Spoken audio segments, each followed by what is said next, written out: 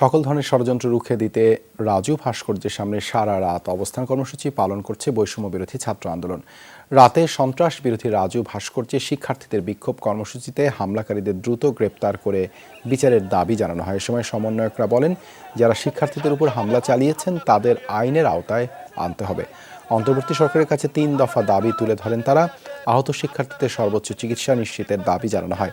শিক্ষার্থীরা বলেন, যখন ক্যাম্পাস ও রাজপথ নিরাপদ হবে তখনই ছাত্র জনতা ঘরে ফিরে যাবে।